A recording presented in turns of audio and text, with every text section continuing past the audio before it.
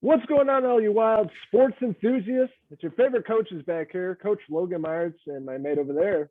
I'm Henry Hill, and we're the Bash Brothers, and we're returning to review another episode, actually another 2 episodes, and the final 2 episodes of the season of Mighty Ducks Game Changers. Yeah! We're going to start out first, and we're going to review episode 9, which was called Head Games. It's tearing me apart. Here we are. We've been waiting for this the whole season. The Don't Bothers making it to the Minnesota Championship, and they're going to be eventually facing off against, you guessed it, the Mighty Ducks. And man, that team's wilder than a jar of pickles on a hot Minnesota day. You don't want to come across them. Coach T's got those boys ready to go on the ice, laser focused. The Don't Bothers better bring their A game. A lot of things happening with the team. Alex kind of losing her focus the past last episode, all about winning and not about fun. And they brought in, Gordon Bombay, Coach Bombay, basically kicked her off the team or fired her as a coach. And fast forward to this episode, them making it to the championship. Gordon Bombay stepping in. Alex is having a girls' weekend. She's fired. She's butthurt down about it. So the team is going in to win, and they have Coach Gordon Bombay behind them. And you think that all is good, but as we find out in the episode, things don't turn out so well for Coach Bombay. Don't bother to think that things are going to work out really great in these last 2 episodes, because there's a lot of problems that arise. And with Coach Bombay there, the team's, flying high. At least they have Coach Bombay there. He's been there before. He's won with the Ducks. And so they have him on their side. There's a nice nod to the original Mighty Ducks with them getting on the bus and heading to state. So that gave me some nostalgic feels there. We get a lot of great, great speech from Coach Bombay when they're all headed towards state. It makes you feel good, which leads to the whole bus trip. You got the girls wanting to have, just treat this time before they have to start playing, treat it like, let's have a girls kind of getaway and not worry about the boys. Then you got the boys up front. You got Evan, who's obviously into Sophie. So he's texting her on the bus, like, hey, when we get there, can we hang out? And he's trying to obviously get with Sophie.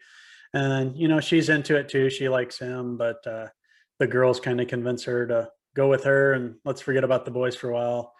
Take our minds off hockey, take our minds off boys, clear our heads, have fun.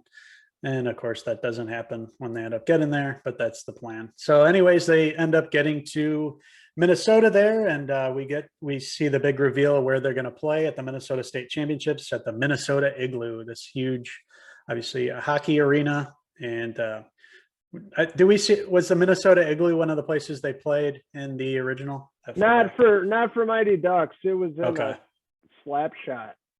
Okay. Hockey movie, but I don't think it was for Mighty Ducks, but it's been in movies. Okay. Yeah, I wasn't sure there. Didn't know if that was a callback too. Yeah, it's actually in Vancouver. Yeah, I read that too. Yep. It's not actually in Minnesota, but in the show, yeah.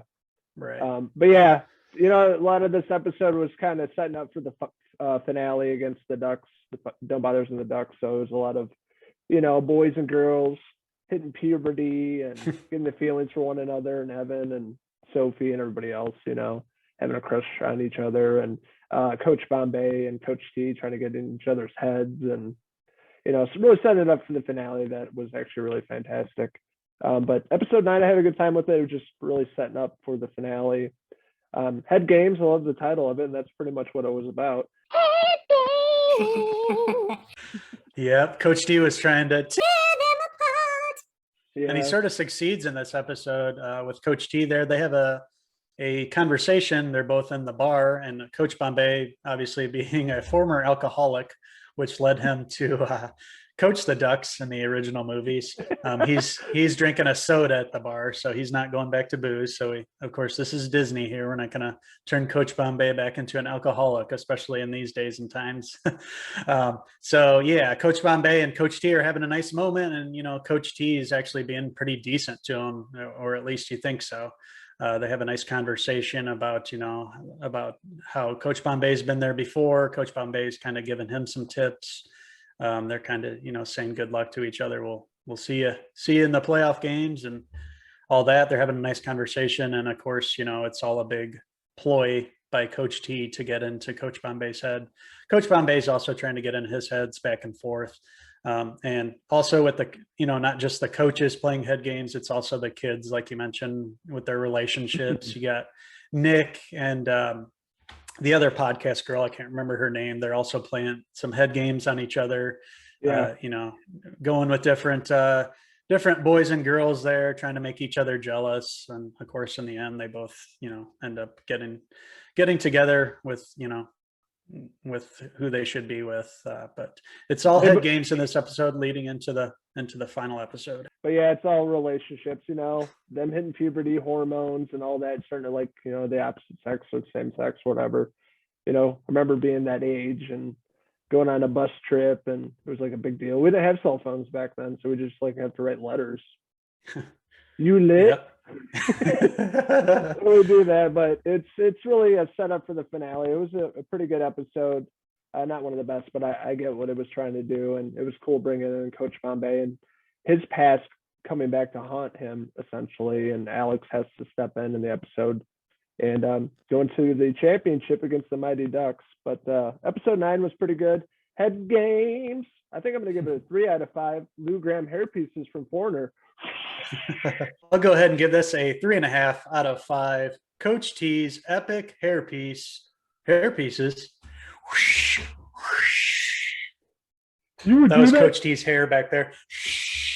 And it all leads up to this, folks. The final episode of Mighty Ducks Game Changers. We finally made it through a really phenomenal, fantastic season. Didn't really know what to expect, but really had a great time with it. Leading to the finale, what we've been waiting for. The rise of the Don't Bothers from underdogs that couldn't play hockey to being hockey enthusiasts in episode 10, making it to the Minnesota Championship and facing off against the rivals, the Mighty Ducks. Quack. Yes. This episode, we get a lot of quick shots. We don't get a lot of time actually on the ice to begin with, up until they end up playing the Ducks, of course. In the final game, we get a lot of quick glimpses of them beating teams.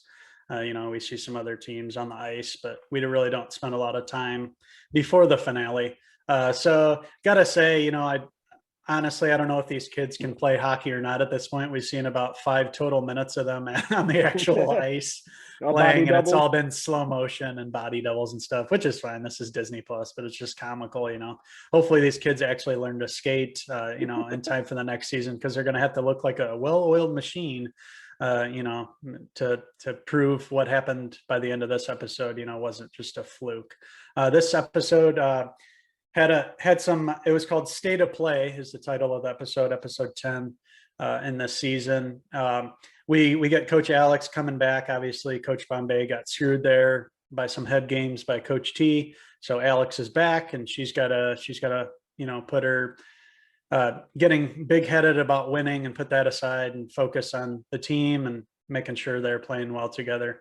So we get a lot of matches on the ice. And that's going to lead to the Don't Bothers, obviously ending up in the finale, into the finals there against the Mighty Ducks. So it's going to be Coach T, Coach Alex, Don't Bothers versus Mighty Ducks. And what'd you think about what happened there, Sport? Did you like how they went with that? Was it surprising to you? Or? It was surprising because without giving too much away, should we spoil? It's been out for a few weeks. Yeah, we might as well. Making it to the match because Sophie's been having a lot of problems with her knee this season, and it comes back to bite her in the butt essentially, and she can't play, so they end up forfeiting because they don't have 10 players to play.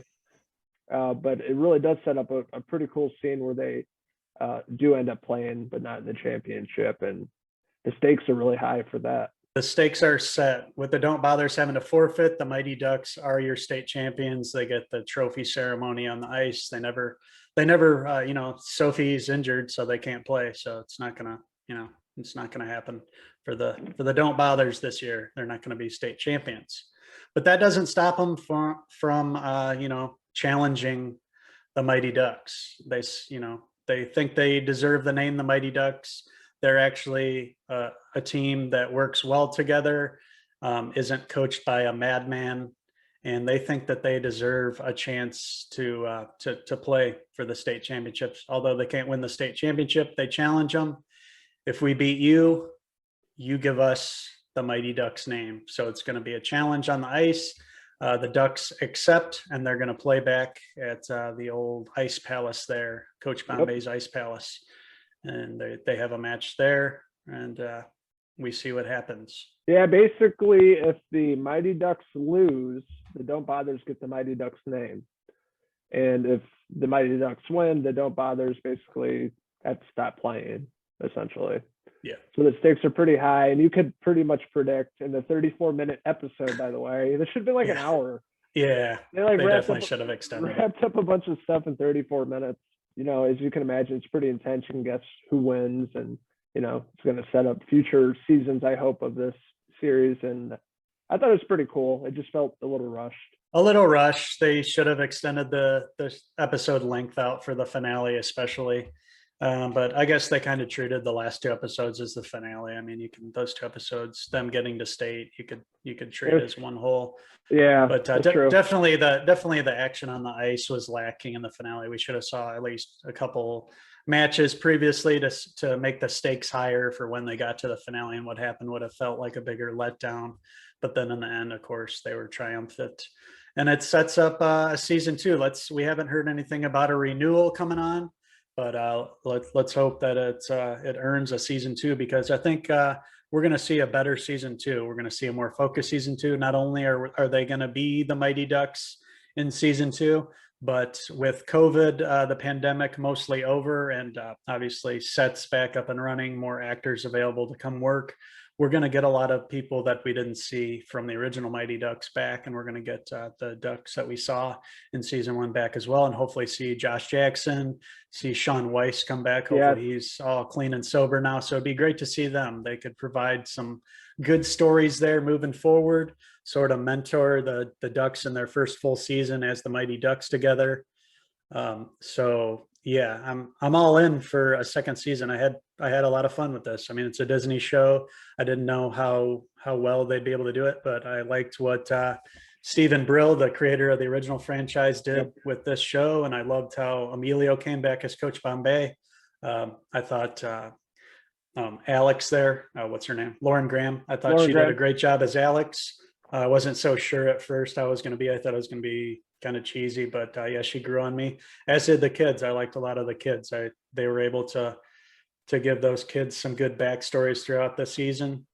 Let's hope they make the hockey action a little better in the second season. Let's see more focus on the hockey now that they're supposed to be skilled. Let's see some more skills on the ice. Open up the world. That's what I say. Open up the world a little bit. Let's dive deeper into these characters. Get everybody back again, round up the boys. Let's see a season 2. I'm all in.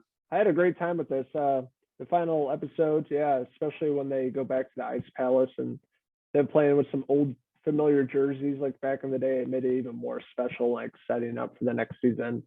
I had some issues with this season. A few episodes I didn't really care for, just like filler episodes. But really, that's my only biggest complaint out of this season. I didn't love the kids at first, but they grew on me as the season kind of progressed. I love Lauren Graham and Emilio Estevez. They're probably the best part of the show next to Nick and Evan. And I thought it was shot pretty well, and a lot of Easter eggs and nods to the original films. Also seeing the cast from the original first few films return as adults. I really love that about it. And Steve Brill being attached to this as well. Those were my favorite episodes where he directed. It sounds like we both had a really fun time with these final 2 episodes. I mean, they weren't perfect, but they lead into the second season here. They set them up very nicely. I liked how things ended up. I had some issues with how it got there, but hey, in the end, they're the Mighty Ducks now, so that works for me. For the most part, and we enjoyed episode 10, State of Play. There were a few issues for me, just how quick they cut through the matches themselves. They could have extended the episode out a little longer and made the stakes a little higher. It would have paid off a little better. But overall, I enjoyed the episode.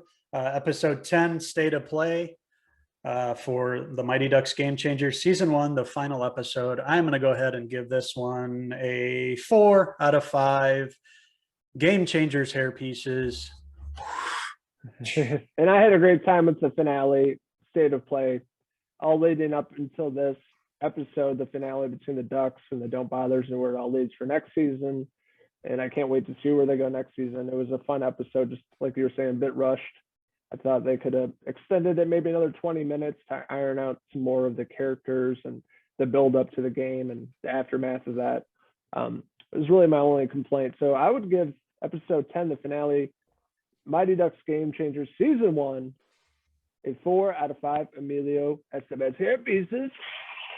So there we have it. We have reviewed the entire season of the Mighty Ducks Game Changers. I think overall it sounds like we both enjoyed a lot more than we disliked. I think we both had a great time with it. With this being a Disney show, we knew it was going to be more kid friendly, and obviously we both love the original Ducks movies. So we thought this series did a good job of rekindling some of that same feeling from the original movies. We got to see some of those characters. And overall, just had a really great time with the whole first season.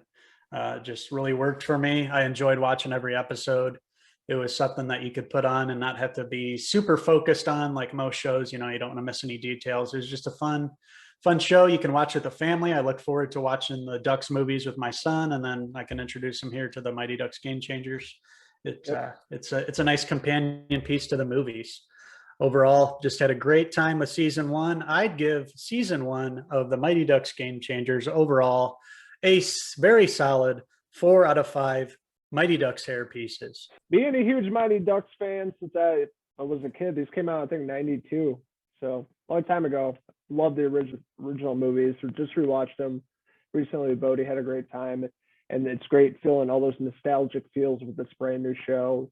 Introducing to like a new generation for young kids. It's all based on technology and being modern, which is completely different from the 90s. But being a huge fan of this my entire life, I had a great time with this. I didn't know what to expect with this show, but it really got better and better throughout for the most part.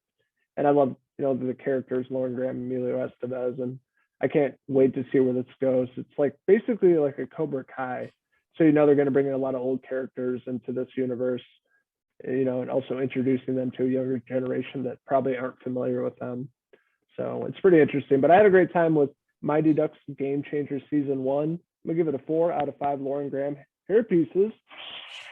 Sounds like we both enjoyed it just about equally. Most of the episodes we were pretty much hand in hand with the same ratings and everything. So this hit all the feels for both of us. My friend had a good time reviewing this one for Cinephellas, for the YouTube page. There's a lot of great shows coming up on Disney Plus. Next on Disney Plus, we have Loki. Yep. I think we have 6 episodes of that to review. So that'll be fun to cover with you. Every few weeks, we'll be back talking about Loki, the brand new series, having a blast with that, and also talking about Bad Batch on Disney Plus. There's a ton of movies hitting theaters, HBO Max, Netflix. So there's a ton of entertainment to talk about, which I'm absolutely excited to talk about with my best mate here, Uncle Henry. We always come back here each week and share a lot of laughs, and we're goofballs, but we love talking about this stuff with you guys. So with that being said, stay tuned to our YouTube channel. We just posted our review of The Quiet Place Part 2 and then Cruella that just premiered on Disney Plus. We got more reviews coming up, movie, TV reviews, podcasts, and interviews. More great stuff. The Conjuring 3 will probably be our next review coming up. It's coming out this weekend. So look forward to our review on The Conjuring 3. The devil made me do it. Stay tuned on our social media outlets, Facebook, Twitter, Instagram, Cinephellas.com is our website. And of course, right here, always on our YouTube channel.